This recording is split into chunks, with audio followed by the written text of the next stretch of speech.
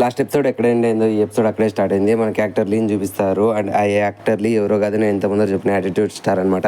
ఈయన రీసెంట్గానే తనలో ఉండే హంటర్స్ పవర్ని అనేది అవాకిన్ చేసి ఉంటాడు రీసెంట్గానే. సో అతన్ని ఎవరు తీసుకుంటారని ప్రెస్ వాళ్ళంతా ఎదురు చూస్తుంటారు. అండ్ అంతలోనే అక్కడికి white tiger guild and hunters guild head అయిన బీకున్ అండ్ చార్జింగ్ కూడా వచ్చేసింటారు. సో వీళ్ళిద్దరూ యాక్టర్ లీ కోసం వచ్చారేమో అన్నట్లు ప్రెస్ వాళ్ళని అడిగితే, లేదు మాకు వాడు ఎవడో కూడా తెలియదు అన్నట్లు వాళ్ళిద్దరూ వాడిని ఇగ్నోర్ చేసి వెళ్ళిపోతారు. అండ్ వెళ్తూ ఉండగా వాళ్ళిద్దరూ మాట్లాడుకుంటారు. సంగ్జిన్ నేను రిక్రూట్ చేసుకుంటానంటే నేను రిక్రూట్ చేసుకుంటాను అని వాళ్ళిద్దరూ మాట్లాడుకుంటూ ఉంటారు. అండ్ అంతలోనే అక్కడికి సంగ్జిన్ ఎంటర్ అవుతాడు. అండ్ మన యాక్టర్ లీ గారు చాలా తెలివిగా దాన్ని ఇగ్నోర్ చేసి ప్రెస్ వాళ్ళతో తన యొక్క గొప్పల గురించి మాట్లాడుతూ ఉంటారు. అండ్ ప్రెస్ వాళ్ళు కూడా వాడు అడిగిన ప్రశ్నలు మాట్లాడుతూ వింటూ ఉంటారు. అండ్ అప్పుడే సంగ్ జిన్వూ రావడం చూసిన ఒక అమ్మాయి హంటర్స్ అసోసియేషన్ వాళ్ళకి చెప్పడంతో బయట ప్రెస్ కాన్ఫరెన్స్లో యాక్టర్ లీ మాట్లాడుతూ ఉండగా అక్కడికి మన హంటర్స్ అసోసియేషన్లో ఉండే ఒక పర్సన్ మన యాక్టర్ లీని కాకుండా మన సంగ్ జిన్వూని మాట్లాడించి లోపల తీసుకొని పోవడం వల్ల వీడు కొంచెం ఈగో ఫీల్ అవుతాడు. మనోడి మనసులో మాత్రం ఎవరు అయ్యే పర్సన్ అని చూస్తే అక్కడ ఉన్నది ఎవరో కాదు, మన హంటర్స్ అసోసియేషన్ ప్రెసిడెంట్. ఆయన ఇంకా చించులు వచ్చి డైరెక్ట్గా సంగ్ జిన్వూని లోపల తీసుకొని పోవడం వల్ల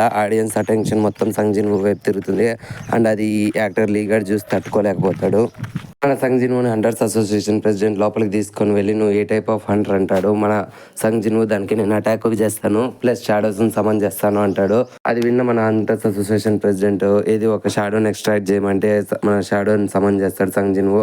అండ్ నువ్వు ఇట్లాంటి షాడోస్ని ఎన్నిటిని సమన్ చేయగలవు అంటే మనోడు ఒక్కసారిగా ఎరేజ్ అనడంతో అక్కడున్న మొత్తం ఆ డోర్ అంతా మన జిన్వూ యొక్క షాడోస్తో నిండిపోతుంది. అండ్ దెబ్బకి అందరూ షాక్ అయ్యి మనోడికి ఎస్ ర్యాంక్ హంటర్గా కార్డు అనేది అఫీషియల్గా కన్ఫర్మ్ చేస్తాడు. సో మనోడు ఆ ఎస్ ర్యాంక్ కార్డుని తీసుకొని బయటకు వస్తూ ఉంటాడు. అండ్ బయటకు వచ్చిన మన సంగ్ జిన్వూని చోజిల్ ఇంకా వైట్ టైగర్ గుల్డ్ హెడ్ అయిన బెక్కు కూడా చూస్తారు. వాళ్ళు ఎందుకు చూస్తున్నారంటే వాళ్ళిద్దరూ మన సంగ్ జిన్వూని వాళ్ళ గుళ్ళకి రిక్రూట్ చేసుకుందాం అనుకుంటాడు. బట్ వాళ్ళిద్దరిని మన సంగ్ జిన్వూ అవాయిడ్ చేసి తను బయటకు వచ్చేస్తాడు. బట్ బయటకు వచ్చిన వెంటనే మన సంగ్ జిన్వూకి షాక్ తగులుతుంది.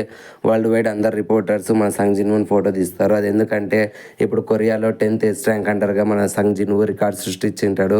సో ఈ న్యూస్ అనేది మొత్తం అందరికీ స్ప్రెడ్ అవుతుంది.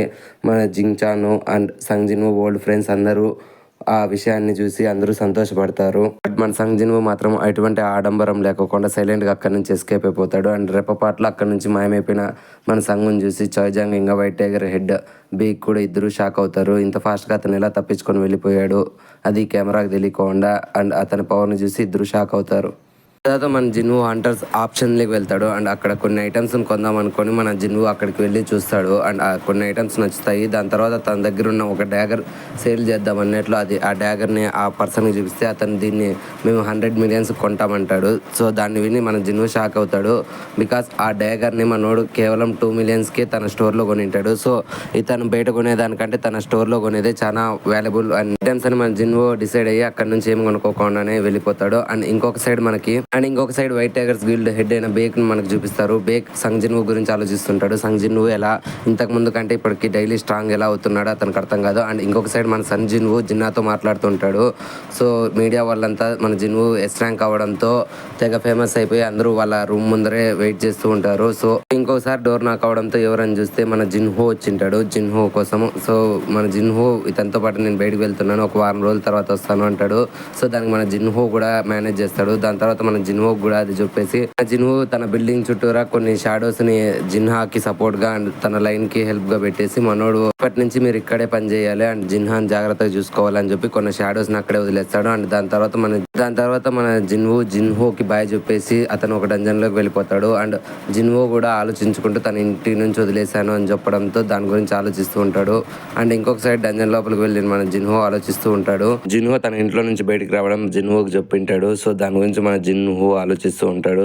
ఇంకో సైడ్ మన జిన్హో వాళ్ళ డాడీని చూపిస్తారు. అతని హెల్త్ కొంచెం డ్యామేజ్ అయి ఉంటుంది. సో ఆయన హాస్పిటల్లో జాయిన్ అవ్వాలని తన భార్య చెప్పింటుంది. సో మనోడు వెళ్ళి హాస్పిటల్లో జాయిన్ అవుతాడు. అండ్ తనకి ఎటువంటి డిసీజ్ వచ్చిందనేది మనకు ఫ్యూచర్లోనే తెలుస్తుంది, ఈ వీడియోలో చెప్పరు.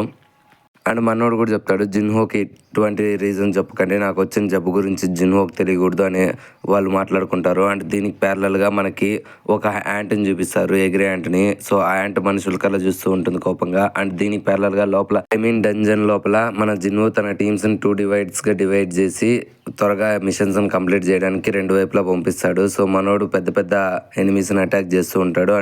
అండ్ వెంటనే లెవెల్స్ అప్గ్రేడ్ అవుతూ పైన ఉన్న ఫ్లోర్స్ కి రీచ్ అవుతూ ఉంటాడు. అలా డెవలప్ అవుతున్న మన సంజిన్ ఒక ప్యారలల్ ని గమనిస్తారు. తన టీం ని ఎవరెవరో సడన్ గా చంపేస్తూ ఉంటారు. వాళ్ళు ఎవరో తెలుసుకోవడానికి మనోడు ఇన్విజిబుల్ అయ్యి వెతుకుతూ ఉంటాడు. అసలు ఏ టీం మన సంజిన్ ఆర్మీని చంపుతోందని. సో కనుక్కున్న వెంటనే అక్కడ నుంచి మనోడు విజిబుల్ అయ్యి వాళ్ళతో అటాక్ చేయడానికి రెడీ అవుతాడు.